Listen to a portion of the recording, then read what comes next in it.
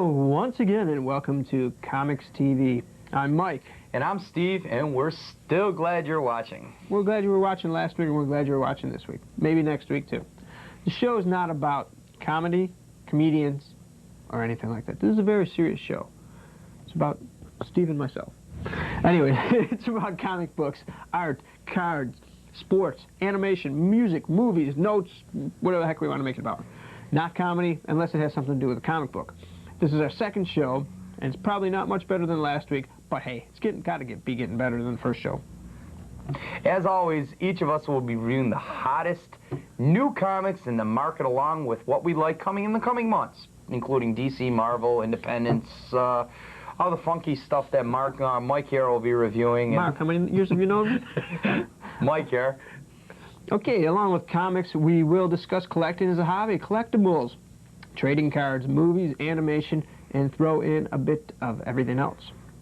When possible, we will have special guests. We have a special guest coming up very soon. Not today, though.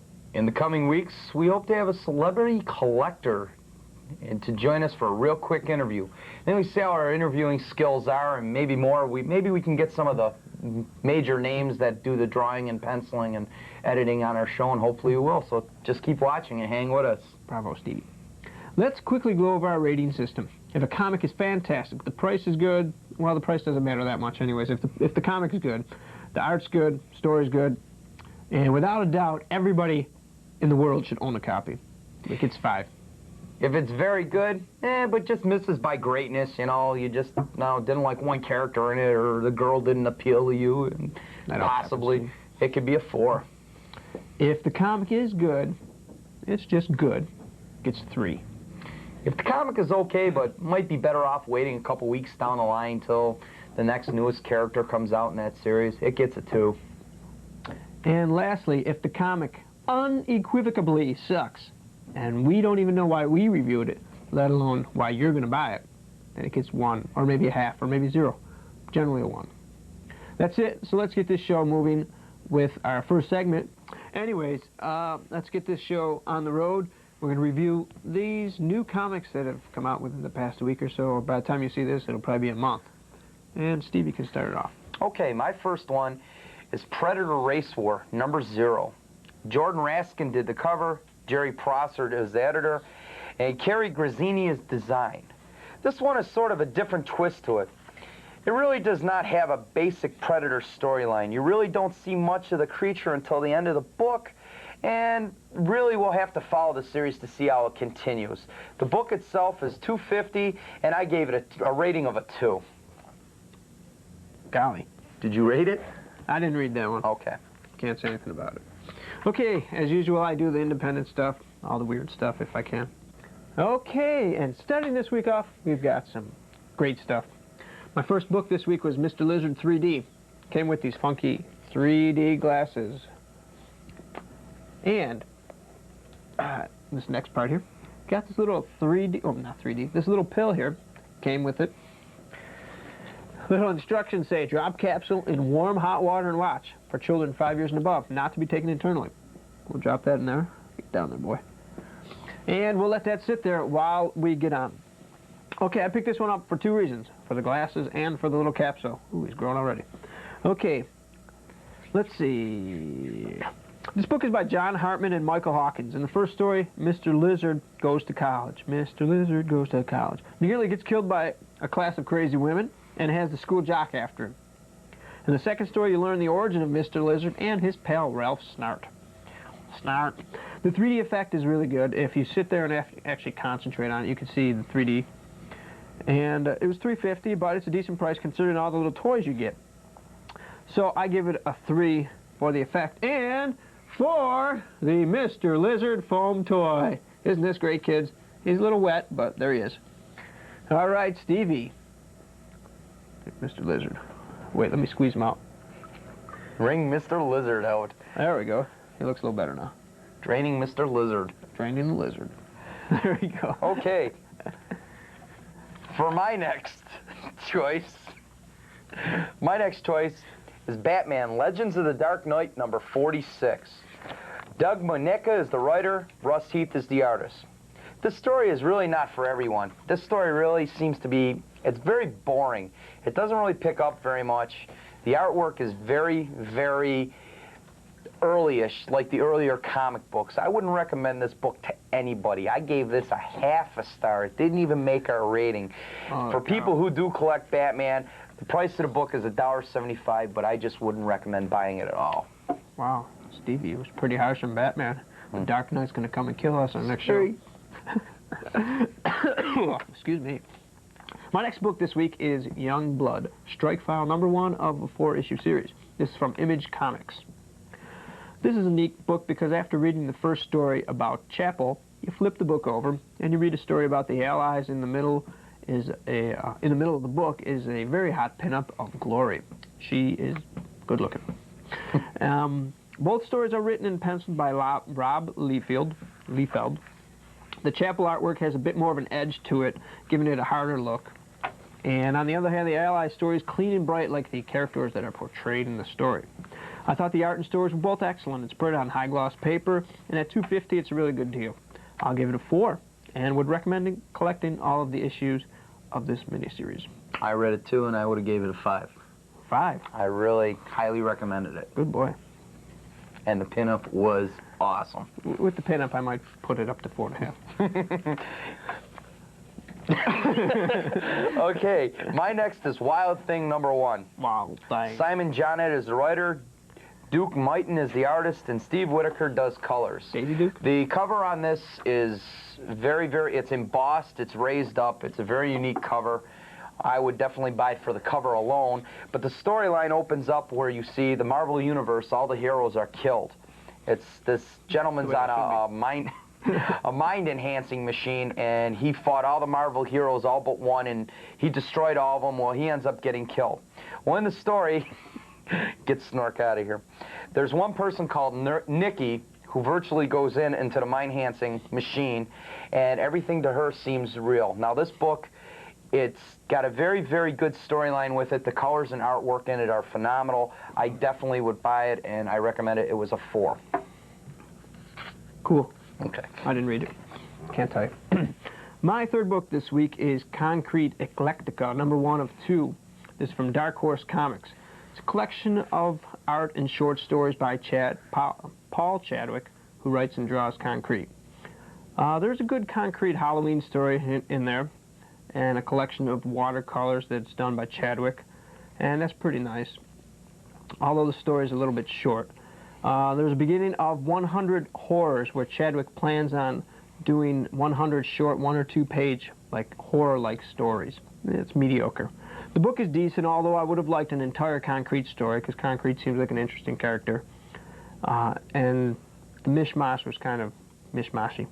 At $2.95, it's a bit pricey for what you get, so for that reason alone, I give it a 2. I read it too, and I would give it a 2 because the story is just too short. They should have stuck with the whole Concrete story itself. I give it a 2 also. Great. Okay, the next book that I'm reviewing is Star Trek The Next Generation, The Star Lost. It's sort of costly. It's $14.95. It's a trade paperback. The whole story itself actually keeps you involved. They've got some new characters in it. They are trying on this planet to reunite 2 different beings on these planets to keep them at peace, and they go for a long time, and it's basic Star Trek story. Some of the crew, Deanna Troi and Data, get captured, and Captain Picard has to go on. But I would definitely recommend it. It was a very, very interesting book, and I gave it a 3-star. Sounds cool. Mr. Lizard's going to review the next one. This one is The Geek, Corruption of the Innocent from DC Vertigo Visions line. Never mind. Okay, this is a weird story, The Geek. I'm not sure what Brian thought of it. I'm not sure. He said that we should try it. So I read it. Steve read this one too. The geek fights for his soul against narcissism, greed, and corruption of the 90s. I don't know if I said that word right. Personally, I saw very little of that. But then again, I find it hard to see some art that other people see. It's weird, it has a unique story to it, but it's still very difficult to understand. Rachel Pollack wrote the story, and Michael Allred was the artist. It's $3.95 at your favorite store, but I wouldn't buy it. Read it in the store, but don't bend the pages. I give it a 1.5 because it was okay. The art was pretty good, but I sure wouldn't pay for it. I read it, and I thought it was really stupid. I wouldn't even read it in the store. I liked the cover, and that was about it. What do you give it? I gave it a half a star because I wouldn't have even reviewed it. My next one is Aliens Colonial Marines #1. It sells for $2.50. Chris Warner does script, Tony Atkins does pencil, and Paul Glanwin does layout. This proves to be one of the best Alien series yet. This is a 12-part series that keeps you on the edge of your seat. The introduction of the new bug people is a very interesting twist in this story. This is a typical alien story. There's a lot of aliens fighting against humans. I would highly recommend this one. This should be one of the hottest alien series out for this summer. I gave it a 5-star. You didn't read it. I didn't read it. I try to stay away from aliens. Okay. Okay, my last one Illegal? this week. Yes, illegal aliens. No green cards. My 5th one this week is X-O Man-O-War #18 from Valiant Comics. This book is drawn by Jim Calafiore and written by George Gonzalez with Bob Layton as editor. This was a really good comic. Storylines about the CIA and the U.S. government trying to get Eric Dacia's metal suit from him. They know he's got it, but he won't admit it, so they're trying to toast him. See, it's a true superhero kind of story, easy to read, written well. The artwork is good, although the people tend to be a little out of whack with reality. I give it a 4. It's definitely worth it. Valiant is trying to take on the big guys, and with titles like this, they certainly could give it a fair shot. In fact, in Bob Layton's column in the back of the book, he tells how Valiant started a few different promotions, and now some of the other big guys are using the same type thing. So go out and get it. I disagree with you, Mike. I read it, and I just didn't like the book at all. I just found it boring, and it's a typical whack-em sock-em type book that you can find in any of the Marvel or any independents. I just wouldn't recommend buying it at all, but that's your choice. I'm sorry. How much did it cost? It was $2.25. $2.25. It was okay. Okay, future reviews. Oh, you did your last one? Yes. Oh, future reviews already. Okay. Okay, my up-and-coming for the coming preview stuff. As usual, I do the weird and adult and whatever else. Make sure you go out to your favorite store and pick these up as soon as they come out.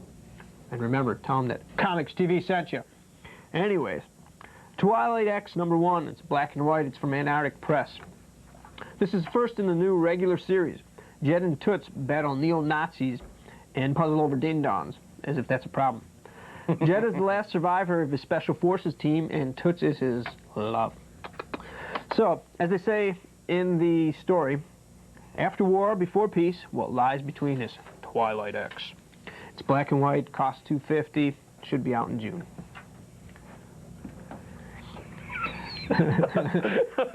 Okay, my first pick is the Marvel Swimsuit Special for 1993. Cool. This feature issue is eye-popping of all the different superhero babes. Rogue, Silver... Would he fit? Sable. No, Snort wouldn't fit.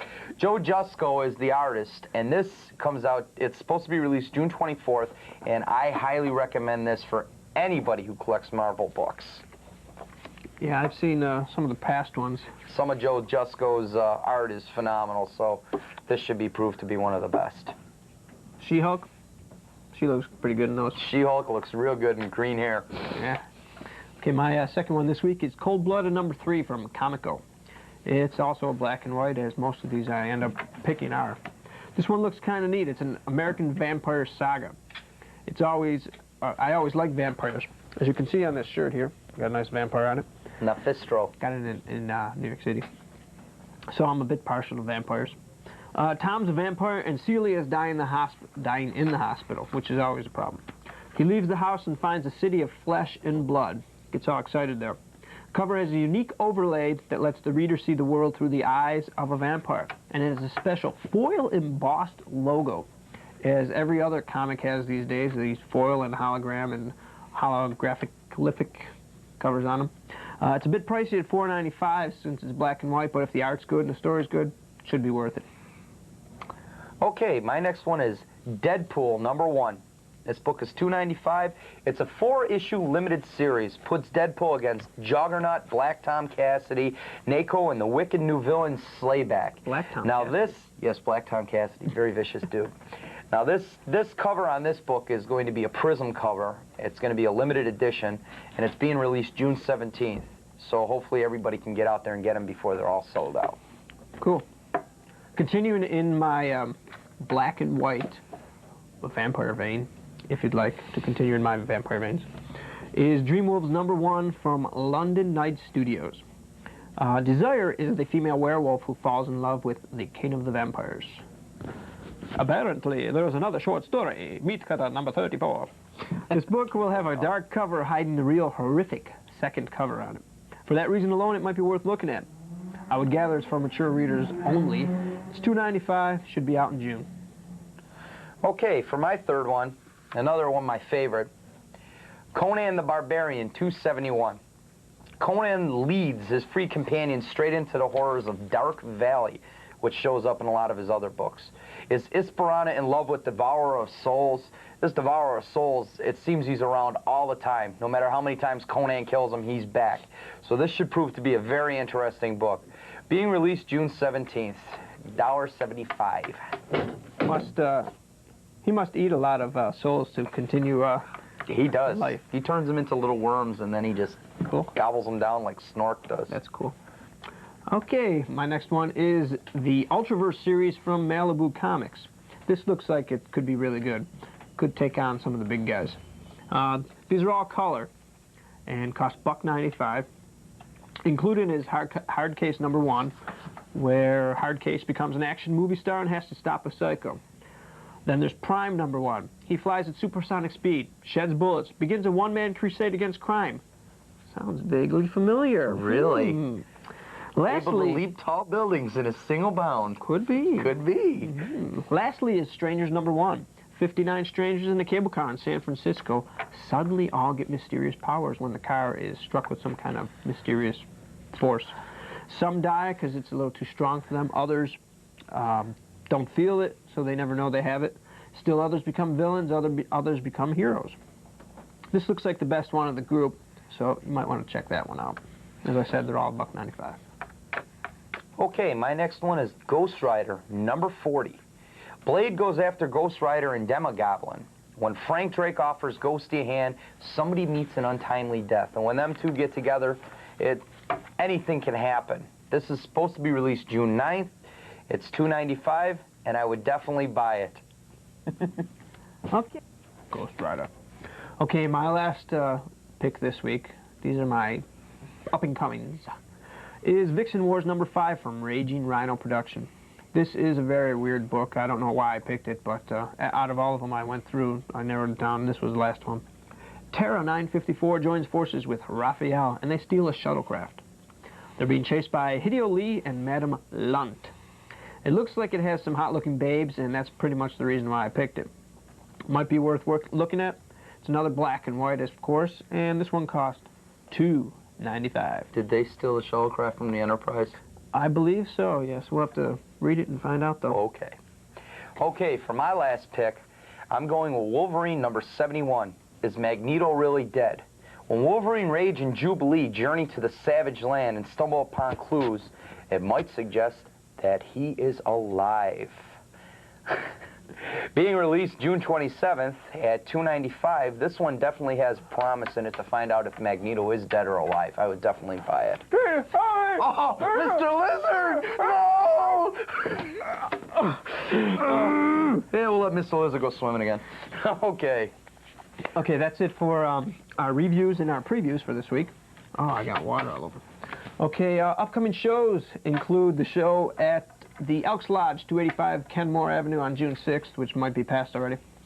And, of course, running from June 1st through August 31st is the Star Trek exhibit at the Buffalo Museum of Science. This is supposed to be the largest exhibit the museum has ever shown of any kind. I'm not sure about that, but that's what I heard.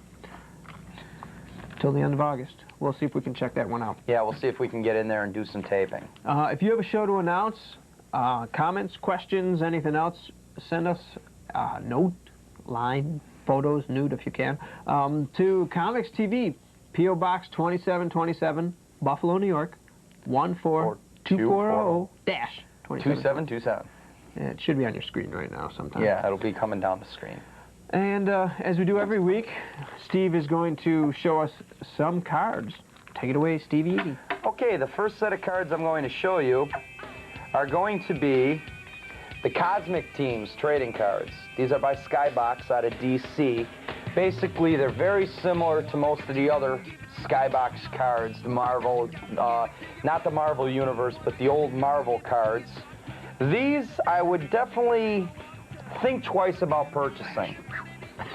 I would think twice about purchasing these. The artwork in them isn't as good as Joe Jusko's Marvel masterpieces, but if you're a collector of cards like I am myself, I would definitely purchase them.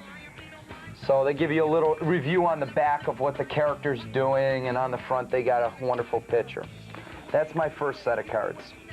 My second set of cards, these are the Silver Surfer Prism cards. Silver Surfer Prism cards. Prism.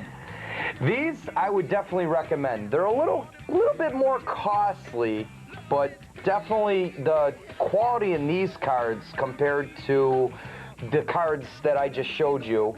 As you can see here, I'll hold one up of each. Yeah, these Prism cards. As you can see, they're all Prism cards, and they're definitely worth the extra money that you pay. Like you have Hulk, and then you have Armageddon here with teeth. That looks neat. So I would definitely, and the Silver Surfer, which these are Silver Surfer Prism cards, so this has got to be the main one. So I would definitely recommend purchasing these cards, and being released within the next couple weeks, which probably by the time you see this show, they are released, Marvel Series 4. These probably prove to be one of the hottest series out other than the Joe Jusko Marvel masterpieces, so I would definitely purchase those. Okay, that's all I have on cards today.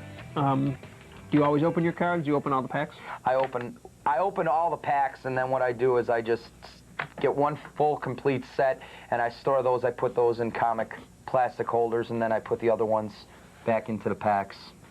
And we haven't mentioned it, but if you buy comics to collect or just to read, make sure you read them. You know, they cost money, $2, $3, $4. You know, graphic novels cost more. You know, read through it at least once. Wear rubber gloves so you don't get any human anything on them. If it's a collector's book, buy two, read one, store the other. But always read it. I mean, most of these have good stories in them. The ones that don't will tell you. Yeah. All right. Next is what? I don't know what's next. What would be next? We've got our we've got us starting up this show. Okay, let me try this again. Okay, starting this show, we've got our fall cartoon lineup, which was announced. This is going to be on the networks. And we're going to give you a rundown of what's on. This week we're going to do Fox, next week ABC, and the week after CBS. NBC doesn't do any Saturday morning cartoons anymore, so they're not included. Fox, which is the top-rated cartoon network right now, is returning its top-rated X-Men and Batman the Animated Series for another season of violence. Sounds good to me. Sounds real good to me. Fox's new shows this season, this coming fall, will include Where in the World is Carmen Sandiego, Animaniacs, Mighty Morphin, Power Rangers, Droopy, Master Detective, and Eek, and the Terrible Thunder Lizards. Droopy's one of my favorite. Okay, out of all of those, Carmen Sandiego is by far the most educational. X-Men is probably the most entertaining. Animaniacs is a Steven Spielberg production using 3 Warner Brothers characters from the 1940s that they deemed a little inappropriate and a threat to society, and they weren't released until now. If you read this comic, if you read it, yeah, sure. If you watch it, if this comic is anything like most of the new comics that are out, it will suck. The cartoons. Yeah. Okay. They're not comics, they're cartoons. That's true, it's a cartoon. Saturday. It will probably suck because a lot of them suck. But nothing beats the original Looney Tunes. Nothing. Next week we're going to tell about ABC's fall schedule. And that's about all the time we have for this week. If you have any comments, questions, answers, blurbs of any kind, you can write to us at this address on the screen now. Should be here. New comics come about twice a week, so patronize your local shop and tell them you saw it on COMX-TV. See you next week. See ya. Snork says goodbye. Nark, nark.